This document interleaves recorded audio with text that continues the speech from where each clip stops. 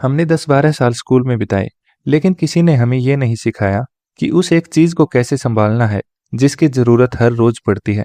दोस्तों, आज हम एंड्रयू हॉलम की बुक मिलियनर टीचर से पैसों के कुछ सिंपल रूल्स सीखेंगे जो आपको भी मिलियनर बना सकते हैं। एंड्रयू कोई फाइनेंस एक्सपर्ट नहीं थे, ना ही कोई स्टार्टअप फाउंडर। वो एक हाई स्कूल में इंग्लिश टीचर थे जो एक एवरेज सैलरी पर गुजारा करते थे। लेकिन आपको ये जानकर आश्चर्य होगा कि जब वह रिटायर हुए तब वो एक मिलियनर बन चुके थे, क्योंकि उन्होंने कुछ सिंपल बोरिंग रूल्स फॉलो किए जो सच में काम करते हैं। और आज हम इस वीडियो में उन्हीं सिंपल रूल्स को सीखेंगे।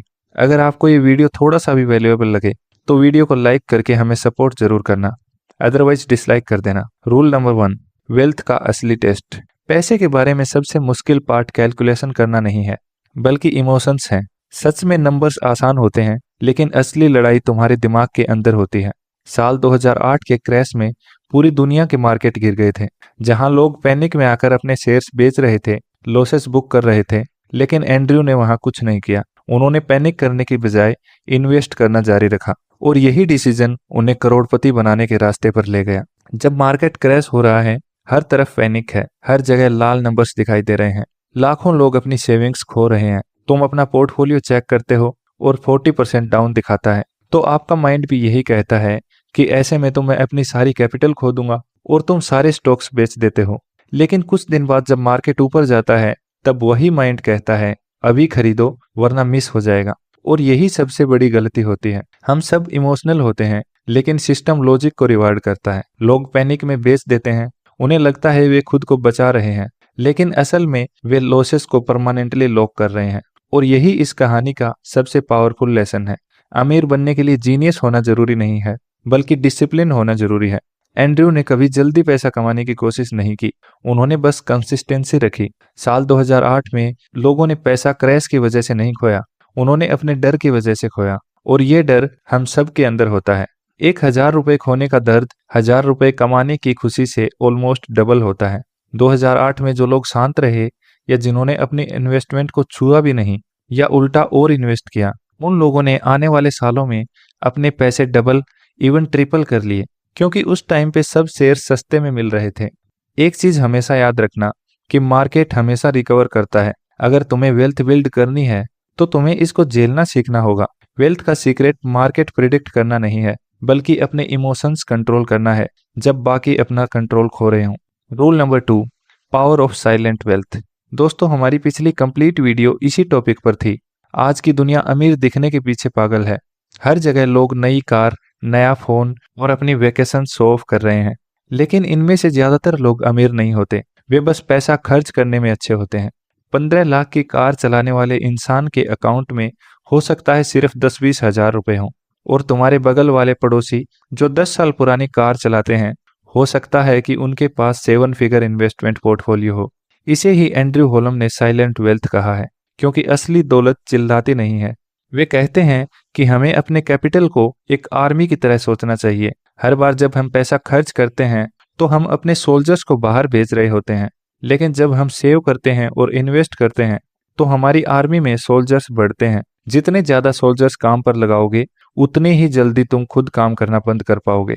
तो फिर ज्यादातर लोग ऐसा क्यों नहीं कर पाते? क्योंकि स्पेंडिंग अभी अच्छा लगता है, सेविंग एक बोरिंग काम है। कुछ नया खरीदने से तुरंत डोपामिन मिलता है, लेकिन लॉन्ग टर्म में यही चीजें तुम्हें ट्रैप कर देती हैं। एंड्रयू एक टीचर थे, और टीचर आमतौर पर हाई सैलरी नहीं कमाते, इसलिए उन्होंने अपना लाइफस्टाइल एक लेवल नीचे रखा। उन्होंने अपने अननेसेसरी खर्चे बंद किए, क्योंकि वो समझ गए थे कि दिखावे वाले लोग अक्सर कर्ज में डूबे होते हैं। यहीं एंड्रयू को एक पावरफुल रियलाइजेशन हुआ, और धीरे धीरे उनकी सेविंग्स बढ़ने लगी। उनका बचाया हुआ एक एक पैसा उनके इन्वेस्टमेंट पोर्टफोलियो में एक नया वर्कर बनता चला गया। Rule number 3, power of compounding. दोस्तों, कंपाउंडिंग सच में एक मैजिक की तरह काम करता है। जब तुम इसे टाइम देते हो तो तुम्हारा पैसा सिर्फ बैठा नहीं रहता, वह छोटे छोटे रिटर्न्स बनाता है, और वे रिटर्न्स और रिटर्न्स बनाते हैं। ये ऐसे काम करता है जैसे तुम्हारा पैसा खुद को क्लोन कर रहा हो। अगर इसका सबसे पावरफुल एग्जाम्पल देखना है तो हम वॉरेन बफेट से सीख सकते हैं। जब वो 30 साल के थे तो उनकी नेटवर्थ लगभग $1 मिलियन थी, लेकिन 50 की उम्र में उनकी नेटवर्थ ऑलमोस्ट $70 मिलियन हो गई, और अगले 10 साल में करीब $3 बिलियन। और आज 90s में $100 बिलियन से भी ज्यादा। दोस्तों, उनकी 90% से ज्यादा वेल्थ 60 की एज के बाद बनी है, क्योंकि उन्होंने कई सालों तक अपने पैसे को कंपाउंड होने दिया। मान लो आप 10,000 रुपए एक महीने का इन्वेस्ट करते हो, जिससे आपको 15% का एनुअल रिटर्न मिलता है। 15 साल में आपका इन्वेस्टमेंट 18 लाख रुपए होता है, लेकिन आपका अमाउंट 61 लाख रुपए से भी ज्यादा हो जाता है। अगर आप इसको सिर्फ 5 साल और बढ़ाते हो तो आपका अमाउंट 1 करोड़ 32 लाख रुपए हो जाता है। और अगर सिर्फ 5 साल और बढ़ाते हो तो आपका अमाउंट 2 करोड़ 75 लाख रुपए हो जाता है। तो इससे आप क्लियरली देख सकते हो कि जितना रिटर्न आपको स्टार्टिंग के 15 साल में मिलता है, उससे ज्यादा रिटर्न आपको अगले सिर्फ 5 साल में मिलता है। यही टाइम की पावर है। ये इस बात पर डिपेंड नहीं करता कि तुम कितना इन्वेस्ट करते हो, बल्कि इस पर डिपेंड करता है कि तुम कितनी जल्दी और कंसिस्टेंटली इन्वेस्ट करते हो। शुरुआत के 10 से 15 साल क्वाइट होते हैं, लेकिन उसके बाद आपकी ग्रोथ एक्सप्लोड करती है। तो जितना हो सके उतना जल्दी स्टार्ट करो। Rule number 4, simple strategy. अब जब तुम समझ गए हो कि पैसा कैसे ग्रो करना है, तो सवाल ये है कि उसे इन्वेस्ट कहाँ करें। इसका सिंपल आंसर है लो कॉस्ट इंडेक्स फंड्स। ये जितना सुनने में कॉम्प्लेक्स लगता है उतना है नहीं। इंडेक्स फंड को एक बास्केट की तरह समझ सकते हैं, जैसे सेंसेक्स और निफ्टी, जिसमें अपने देश की टॉप 30 या 50 कंपनीज होते हैं। जब तुम इनमें इन्वेस्ट करते हो तो आप इन सब कंपनियों में थोड़ा थोड़ा इन्वेस्ट करते हो, और अगर पूरी मार्केट ग्रो करती है तो यह बास्केट भी ग्रो करती है। अब समझो कि ये इतना इंपॉर्टेंट क्यों है। ज्यादातर लोग एक्टिवली मैनेज्ड फंड में इन्वेस्ट करते हैं, जहां प्रोफेशनल्स मार्केट को बीट करने की कोशिश करते हैं, और लॉन्ग टर्म में 90% से ज्यादा फंड्स मार्केट को बीट नहीं कर पाते, और वे तुमसे 1% के अराउंड हर साल फीस भी चार्ज करते हैं। ये 1% सुनने में छोटा लगता है, लेकिन लॉन्ग टर्म में ये तुमसे लाखों रुपए ले सकता है, क्योंकि जब आपका पोर्टफोलियो 2 करोड़ का होगा तो 1% भी 2 लाख रुपए होगा। इंडेक्स फंड्स इस गेम को उल्टा कर देते हैं। वे मार्केट को बीट करने की कोशिश नहीं करते, बल्कि वे खुद मार्केट बन जाते हैं। वे बस क्वाइटली मार्केट को ट्रैक करते हैं, और इनकी फीस भी बहुत कम होती है। इसका मतलब तुम्हारा ज्यादातर पैसा इन्वेस्ट रहता है। मान लो सनी और मोंटी 10-10 लाख रुपए इन्वेस्ट करते हैं 40 साल के लिए। दोनों को 12% रिटर्न मिलता है। एक 1% फीस देता है, जबकि दूसरा सिर्फ 0.3% फीस देता है। 40 साल बाद सनी के पास लगभग 6.5 करोड़ रुपए होते हैं, लेकिन मोंटी के पास सनी से 1 करोड़ 85 लाख रुपए एक्स्ट्रा होते हैं, सिर्फ इसलिए क्योंकि उसने फीस कम दी। यही रीजन है कि वॉरेन बफेट भी हमें एडवाइस करते हैं कि हमें इंडेक्स फंड में इन्वेस्ट करना चाहिए। अगर ये उनके लिए काफ़ी है तो हमारे लिए भी काफ़ी है। स्टॉक मार्केट ऊपर नीचे होता रहता है, क्रैश भी होता है, लेकिन अगर तुम लॉन्ग टर्म में देखो तो ग्राफ हमेशा ऊपर ही जाता है। इंडेक्स फंड के साथ तुम बिना स्ट्रेस के उस लॉन्ग टर्म वेव पर राइड कर सकते हो। इसलिए मार्केट को ओन करो और कंपाउंडिंग को काम करने दो। Rule number 5, balanced portfolio. Andrew Hallam एक सिंपल बात कहते हैं कि अपना पोर्टफोलियो सिंपल और बैलेंस्ड रखो। जैसे अच्छा खाना बनाने के लिए सही क्वांटिटी में सही इंग्रेडिएंट्स की जरूरत होती है, उसी प्रकार इन्वेस्टिंग में भी एक बैलेंस्ड पोर्टफोलियो होता है।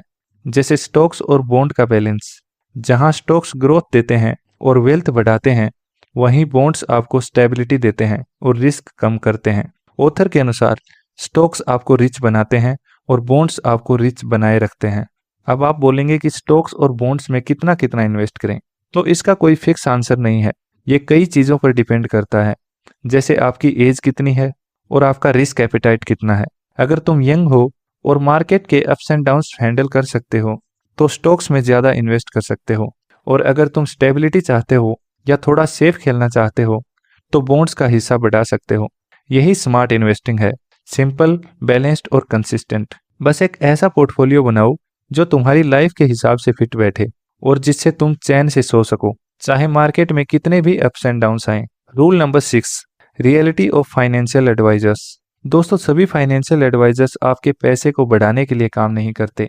कई बार वे अपने कमीशन के लिए भी काम करते हैं। वे कहते हैं कि हम तुम्हें फाइनेंशियल गोल्स अचीव करने में मदद करेंगे, लेकिन रियल में कई एडवाइजर्स कमीशन पर काम करते हैं।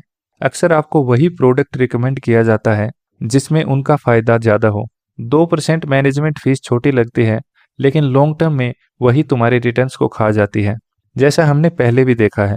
कुछ एडवाइजर्स चीज़ों को अननेसेसरी कॉम्प्लेक्स बना देते हैं, फैंसी टर्म्स, कॉम्प्लिकेटेड प्लान्स और मल्टीपल प्रोडक्ट्स के बारे में बताकर, ताकि आपको लगे कि ये एक्सपर्ट हैं और मैं खुद तो इतना नहीं कर सकता। लेकिन सच में इन्वेस्टिंग बहुत सिंपल हो सकता है। अगर आप बेसिक नॉलेज सीख लो, लो कॉस्ट इंडेक्स फंड में इन्वेस्ट करो और लॉन्ग टर्म डिसिप्लिन रखो, तो आप खुद ही वेल्थ बना सकते हो। Rule number 7, rebalancing. रीबैलेंसिंग मतलब अपने पोर्टफोलियो की टाइम टू टाइम ट्यूनिंग करना। मान लो तुमने इन्वेस्ट करना स्टार्ट किया, आपने 60% स्टॉक्स रखे और 40% बॉन्ड्स, लेकिन मार्केट ऊपर गया। अब तुम्हारे पास 75% स्टॉक्स हैं और 25% बॉन्ड्स। ये सुनने में अच्छा लगता है, लेकिन रिस्क भी बढ़ गया है। तो क्या करना है? बैलेंस वापस लाना है। जो ज़्यादा बढ़ गया है उसे थोड़ा कम कर दो, और जो पीछे है उसमें थोड़ा और इन्वेस्ट कर दो। यानी automatically buy low sell high. ये काम बार बार नहीं करना है, बस कभी कभी छोटे छोटे एडजस्टमेंट करने हैं। इस वीडियो की एक बात अगर याद रखनी है तो वो ये हो सकती है कि रियल वेल्थ हमेशा क्वाइट होती है। ये शो ऑफ करने के लिए नहीं होती, ये फ्रीडम के लिए होती है। और एक इम्पोर्टेंट बात, स्मार्ट मनी मैनेजमेंट का मतलब ये नहीं कि तुम लाइफ एंजॉय नहीं कर सकते। बस कुछ रूल्स बनाओ, जैसे इनकम का 5 to 10% सिर्फ उन चीज़ों के लिए खर्च करो जो तुम्हें खुशी देते हैं, ताकि तुम आज भी इंजॉय कर सको और फ्यूचर भी सिक्योर बना सको। अगर मैं आपसे पूछूं कि तुम्हारे लिए वेल्थ का मतलब क्या है, फ्रीडम, ट्रेवल, या फैमिली के साथ टाइम, या सिर्फ पीस ऑफ माइंड, आप अपना जवाब कमेंट कर सकते हैं, क्योंकि यही क्लैरिटी तुम्हें बाकी सबसे आगे ले जाएगी। अगर ये वीडियो से आपको कुछ सीखने मिलता है तो वीडियो को लाइक और चैनल को सब्सक्राइब करके आप हमें सपोर्ट कर सकते हैं।